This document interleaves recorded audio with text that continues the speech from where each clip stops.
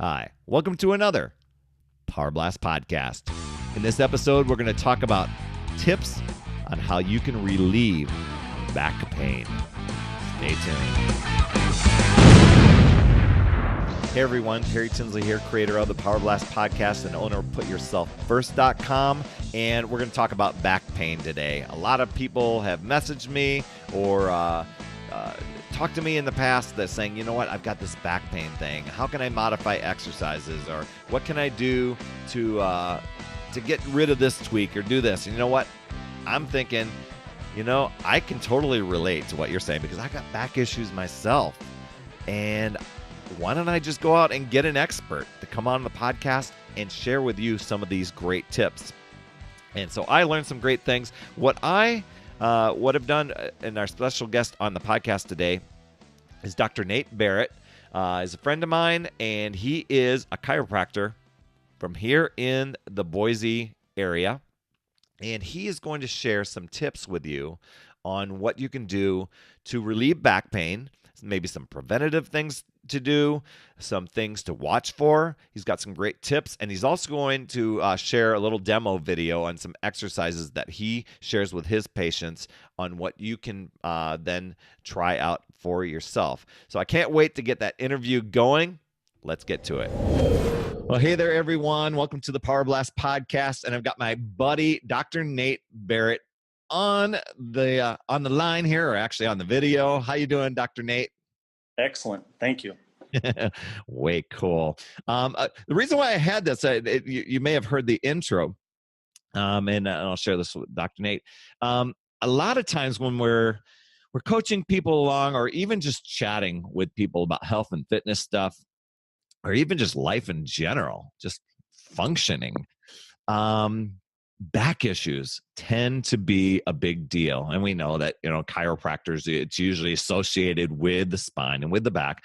And so, but why I asked Dr. Nate on here was to just share some tips of what people might do to either some things that you can do to alleviate back pain, or some things you can do to kind of even prevent some issues down the line, and hopefully help to take care of some of those things that a lot of you have talked to me about, or that you shared, or even if you haven't, that you're sitting there going, you know what, I've got this lower back thing, or I've got this middle back issue, or my neck is kind of this way, and I wish it wasn't. What are some things that I can do? So Nate, I'm gonna turn it over to you to just kind of share some of those things, and then we can chat back and forth. But so glad to have you on here, buddy. I can't believe I haven't had you on here before. That's crazy.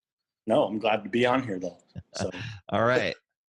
These are questions I get every day, all day long, and it's really simple things that we can do. It's not big, they're not big things, but these small, simple things that we do over time.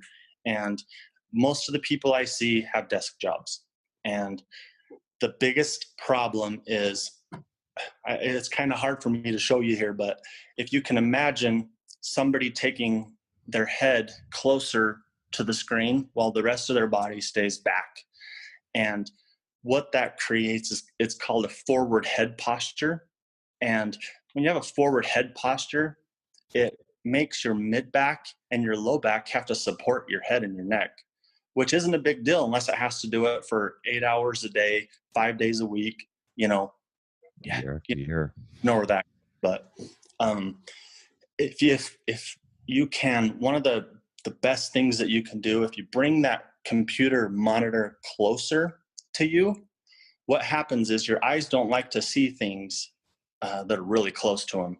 So the natural reaction to that is to back up yourself. And if you back up, what happens is your low back and your mid back can support your neck better, and get you away from a lot of those problems. So yeah, that's a great tip. I hadn't considered that one, because when I'm thinking, a lot of times people desk jobs, and you're assuming a monitor here, not necessarily a laptop. right. Sometimes a laptop, you're bringing that closer.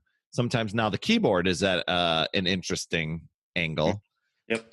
But I'm guessing that a lot of the people that you see, it's a monitor. They've got their keyboard separate.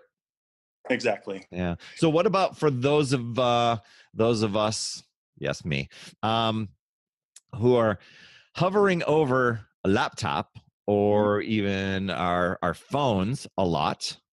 I'm going to tell you what. I just recently I got P90X certified. Way cool. Pat on the back for Perry.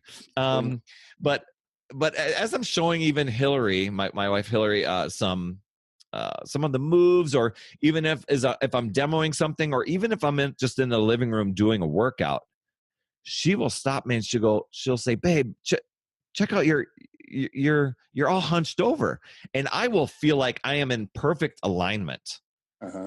But something has added up over time to create this weird hunchback and this jutting. What did you call it? Forward head or something? Forward head posture. Forward head posture. So what tips do you have for us that are on the mobile stuff? The big thing is what I know with all these workout programs is they tell you to jump in slowly, right?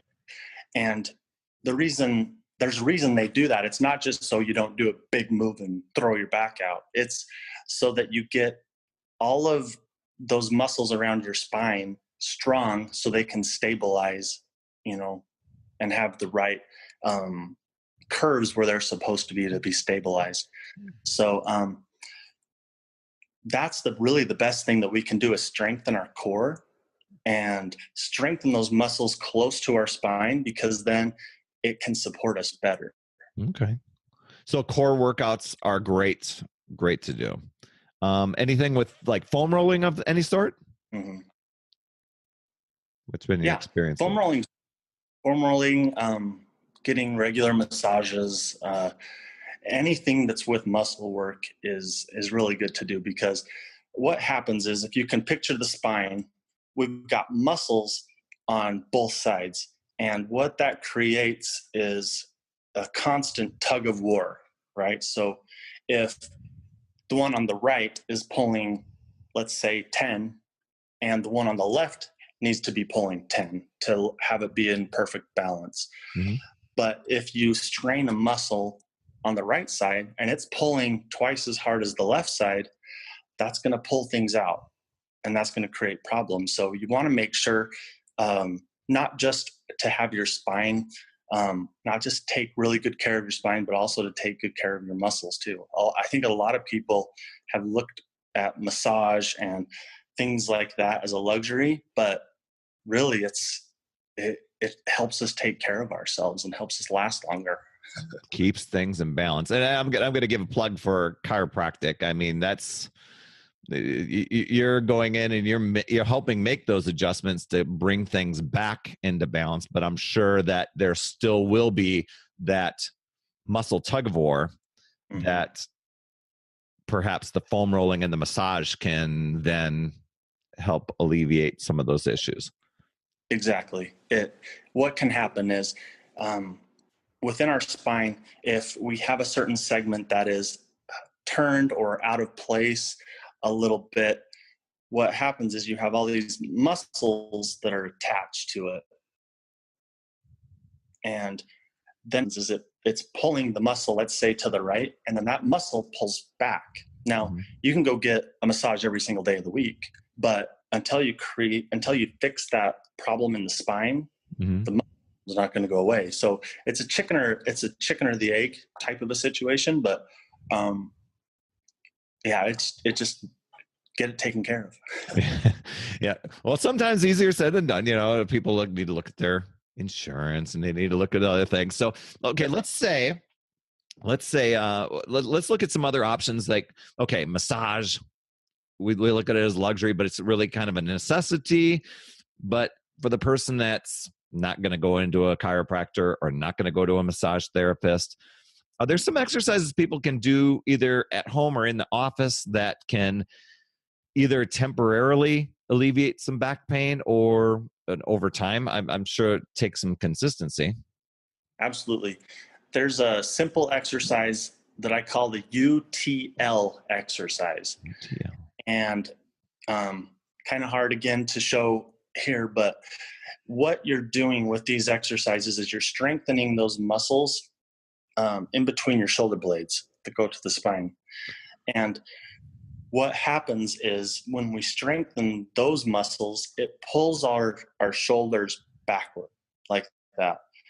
And what happens is if we have that forward hunched posture, it puts our ribs in a bad situation where it doesn't take very much to, if you've ever heard the term, I had a rib go out.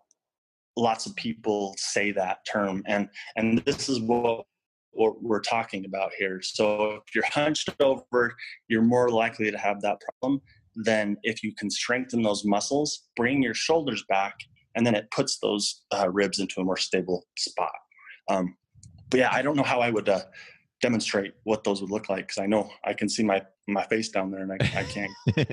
I'm trying to think how you would too, unless you do like separate video and send that to me. That can are there like pictures that you can take of the moves? And I'll shoot a video of me doing it, and I can just send it to you. Yeah, and then I'll add that in here for those of you that are listening to the audio version of this. You can go over to YouTube or iTunes and get the video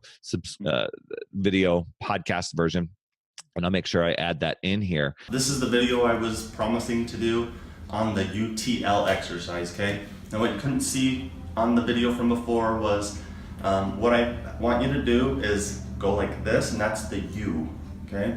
And the next one is T, and then the next one is L. Now what you're doing while you have your arms in these positions are, you're squeezing your scapula together, your shoulder blades. You're not jutting your arms back like that, because if you do that, you're gonna injure your shoulder. So if at any time you're doing this, you're feeling pain in your shoulder, you're doing it wrong, okay? So your shoulders should never move that position, okay? So I'll kind of show you what to do now. Have Perry kind of come in maybe a little bit closer. Sure. Okay. Right there. So your arms are going to pretty much stay the same, but it's your back blades, and I'll point that out to you. Okay, so there you are. So we're here, and then what I'm doing is bringing my shoulder blades in. You see how that goes in the back there? So I'm not bringing my arms back. I'm just going like that, okay? Okay. Hold this for 10 seconds. 10 seconds, okay. It's really gonna start burning. The next one is the T. So should you relax in between each one? Yes, for 5 seconds. Okay, 5 seconds, and then go to the T. The T, same thing, your arms right here, and then you're squeezing together. Okay. So you're doing the exact same motion, but because your arms are here, you're gonna feel it a little bit lower than when you were doing that one. Okay, so there, 10 seconds, take a rest. And the last one is like this. Bring your shoulders into your side. Your elbows tucked in, right? Yep, and you squeeze and do the exact same thing. Now this one looks a little bit different because I have to arch my back a little bit, like this. Okay. To start to bring them together. But you'll still feel it down here when you're doing that one. Now, you'll feel it up here on all of them, but as you progress through it, you'll notice that you're feeling it a little bit lower too. Okay. Now this exercise, it takes some practice to get good at it before it will just immediately, you'll notice the results. But if you do this every day, twice a day, for a month, it's gonna change so many good things for you. Okay, so the way I understand it is doing you, retracting the scapula, the shoulder blades in the back, holding for 10 seconds, 5-second break, then going to the T, doing the same thing, the same retraction, holding for 10 seconds, doing the L, taking a 5-second break, then doing the L for another 10 seconds, and then going back and repeating that sequence 3 times through. Exactly. If you do it in the morning, do it in the afternoon, or in the evening, you're gonna feel some great things within 30 days. Yep. Wonderful. Thanks a lot, man. You bet. Okay, so a couple of things that I actually found on there was there were some tips I saw on like a blog where people can like just put your hands behind your head and gently open your chest a few times each hour. Is that helpful, or just even getting up and taking a walk away from your desk? I'm sure that's helpful. Yeah. what they're trying to do with that is they're trying to counteract that hunched over position. If you can kind of stretch those muscles that you're constantly flexing all day long to stay in that hunched over position, it kind of helps to balance it out a little bit. I mean, there's a lot more that needs to be done if you do have that problem. And I would say, if you do have a desk job, that this is something that you need to take pretty seriously, because I see more people with this problem than probably any of my other patients. Okay. Yeah. I know I'm one of them. I don't think I have issues with it. It's not like a nagging backache or anything like that because of that, but maybe it was. I mean, maybe I have no idea, when you've got things compounding over time to go and point back to those sort of behaviors. Right. So, obviously, when you are doing, if you're not working, if you're not in the office situation, but you're exercising, one of the things to save on your back is obviously using good form. One of the things that I did, and I'm just going to give this tip. When I first started exercising from home, now if you've got a personal trainer, they're going to line you up, right? But when I was working out from home, a lot of times you think you're doing a move right, and this is where it was great to have my wife come in. But I've used a video camera. If you can just even turn your phone and just videotape a couple of moves, not to just be super critical of yourself, but just to check on form or work out in front of a mirror, you can take a quick peek up and be able to see, am I in alignment with the trainer on the video that I'm following? Yep. And if you're at a gym, just even if you don't have a personal trainer, you could probably ask somebody that works there that is a trainer to just say, can you make sure that I'm just got good form here? I just want to do the move right. I think you're going to save on yourself. Good tips there? Yeah. Form is really, really important. And most people injure themselves on the last set doing the last couple reps. And the reason is because they are trying to do those last few moves to say that they did it, that they compromise a lot their form, and it creates some big problems. So it's better to stop than it is to lose your form and just try to push through it. Yeah, because once you're injured, then then you're out and you're not doing any exercise, right? Yep. No doubt. One other thing that I thought of when it comes to the back, what about sleep? Which it would obviously, we've all got our little comfort ways of sleeping and doing it, but it doesn't always make it right. Right. First and foremost, you spend a third of your life in bed. So make sure you have a good bed. Don't go out and have price be your determining factor on what bed you're going to buy. Everybody has kind of a different consistency, like softness or firm. And a lot of these mattress stores, they know that. So they offer these 90 days or 120 days where you can try it out. And if you don't like it, you can send it back, which is awesome.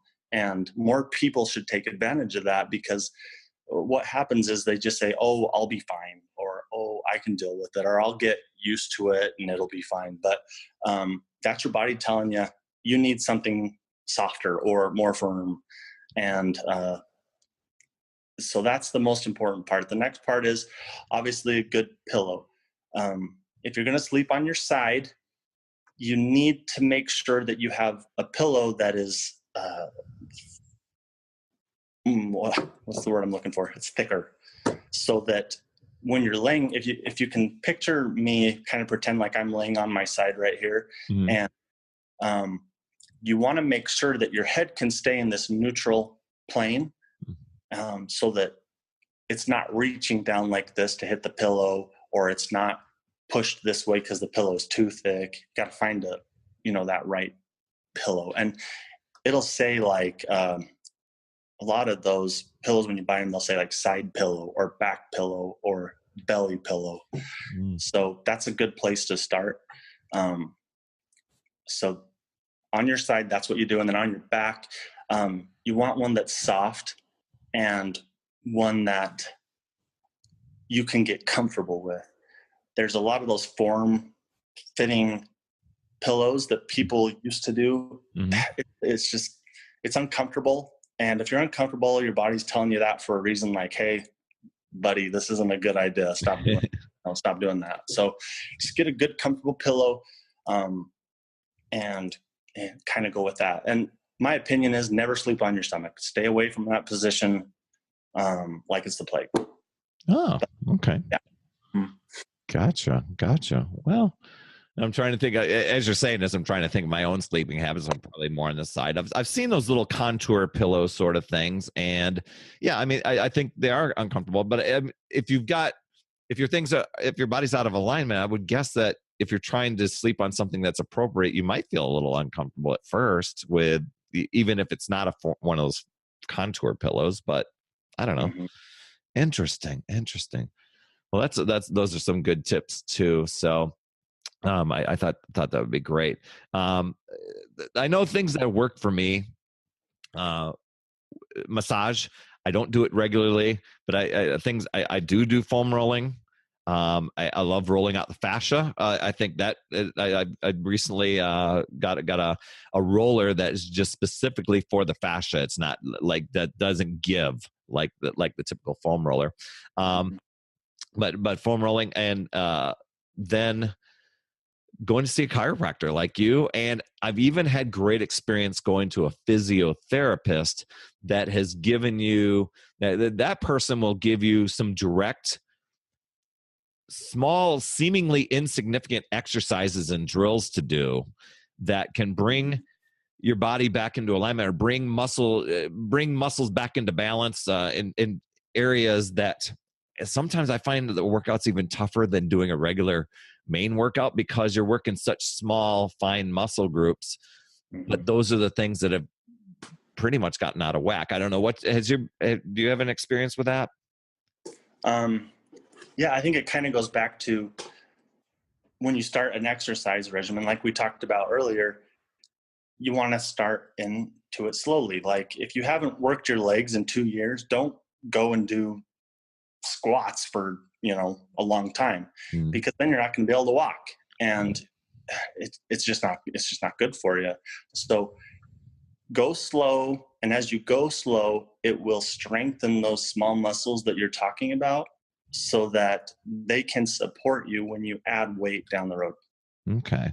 So any tips for those people that have more significant sort of thing? I've got a couple of friends that are getting chiropractic treatment, but I've got a couple of other friends that have had some back issues that I'm like, you know what? For me, I just went in to get the answers. I went and got an MRI done, and it revealed that I had this degenerative disc. And while that may sound super dramatic and everything, I was able to work with a physical therapist to strengthen areas to where I didn't have these weird symptoms anymore. The issue's still there, and I modify. But any tips for people that have something a little more significant that they're dealing with? Yeah, and this could be the most important thing that I tell you all day long, but we've got to take control of our health. And a lot of times we really, really want our insurance to pay for things and to make things as low cost as possible. Mm-hmm. But sometimes that's not the case. And if you need an MRI and your insurance doesn't cover it, you still need an MRI.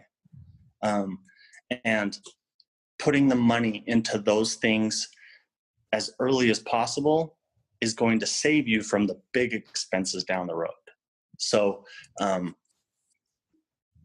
really take a good look at your health and make good decisions, not solely based on insurance. Mm-hmm.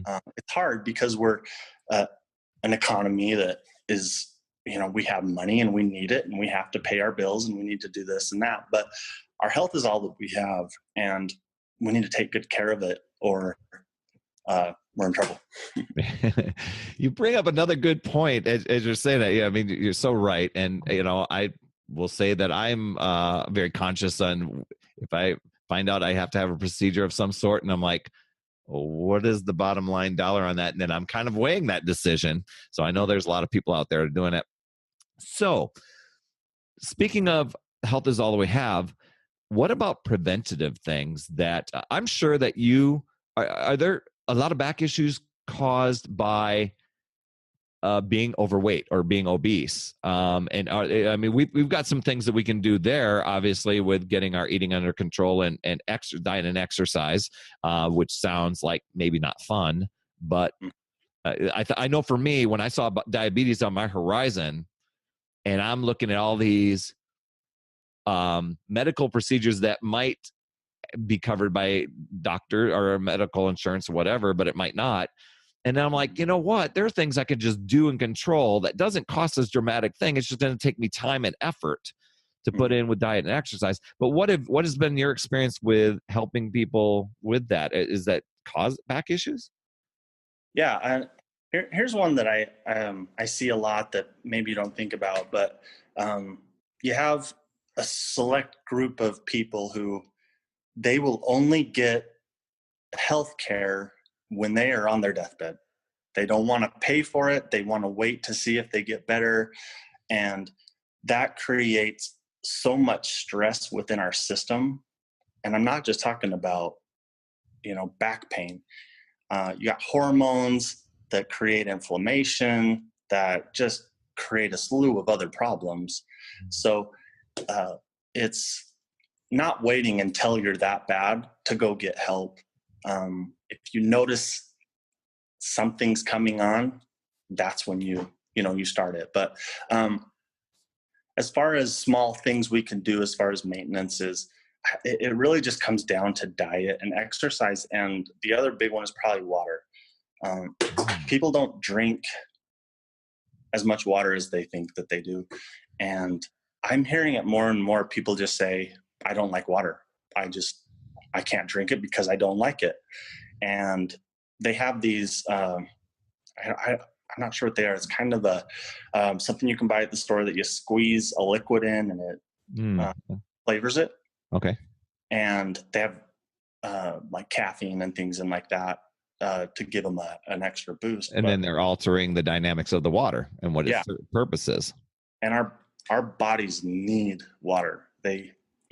That's what they're built on. So if we're not drinking water, we're just setting ourselves up for disaster.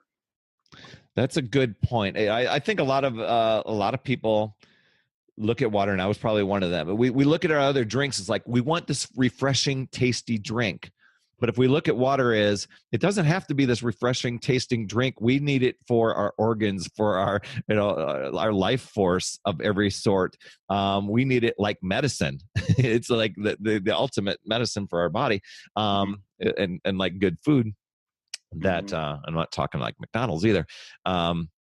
But yeah, those sort of things. I had Darren O'Lean, the creator of Shakeology, on not too long ago, and he was talking about our bodies just being severely dehydrated.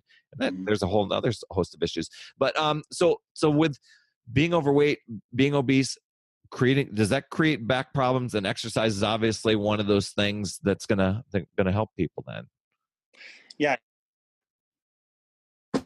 There's always an exception to the rule, right? So there's obviously factors that if you have them, you are more likely to going to have back pain than if you don't. But I'll have people come in who never drink water, they don't eat healthy, they don't exercise, they're 100 pounds overweight, and they have no pain at all. Okay. Does that mean that they're healthy? No, it doesn't. So we can't look at our health and determine how healthy we are based on how much pain we have. We know different diseases that there's no pain with it and they're deadly. Cancer, you can get all the way up to stage 4 cancer without any type of discomfort. So we can't just go off of that. Yeah, good point. Well, Dr. Nate, I so appreciate you for coming on. Now, where can people find you if they're wanting to learn more? Or you happen to be in the Boise area, your office here. So obviously, somebody that's over in Jacksonville, Florida, isn't going to be able to come and get your services, but they can probably learn from you. Where can people learn more? People can fly me to Jacksonville, Florida if they want to. That's exactly it. Dr. Nate is for hire. He makes house calls. I always tell my patients that when they're going on vacation to Hawaii, that they probably should take their chiropractor with them, because that's flight. Nobody's ever done that before, but I'm hoping. No, my Facebook page is Nate Berrett DC. You can find me on there. You can contact me really easy. I do a lot of posting for my practice, and I'm pretty connected that way. My email address is nate_Berrett@hotmail.com. Buddy, feel free to email me anytime you want. And does your company have a website as well? Yep, bodyworksboise.com. bodyworksboise.com. There you are, guys. Well, Dr. Nate, I so appreciate you. Can't wait to learn more, and I hope this is really going to help a lot. I just know it's going to help a lot of people. That a lot of times people will ask me about these back issue things. And Perry, it'd be great if you showed modifications on this and address these topics. And I'm like, you know what? I need an expert on here. You know? I'm not a certified back specialist. I just know I've had back issues. Does that make me an expert? I don't know. Hey, that was totally awesome. Glad to have Dr. Nate on and share all those amazing tips. I hope you found value in this podcast. I hope you found a lot of value. And if you know of somebody that can benefit, please pass it on. Please share it. Totally, totally awesome if you did. And you know what? They may turn around and just say, thank you. My back appreciates it. That's all I have for this week.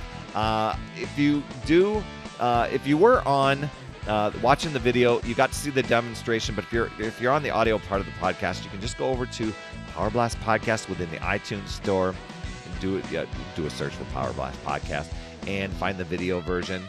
Or you can go onto my YouTube channel, just do a search for P. Tinsley or Perry Tinsley, Power Blast Podcast, and you can find it there, and you'll see the latest episode. And you can get the little demonstration exercises that Nate shares there. And if you're in the podcast app or in iTunes, please give an honest review and a rating. That just helps more people find this show and be able to benefit from it. You absolutely rock, my friend. And as always, remember never too late. We'll see you next week. That's the way I got to do it. That's the way I got to do it from now on. Whoever's my guest on, we've got to have the guest initiate. I love it. Hey, Dr. Nate, thanks so much. You bet. Anytime.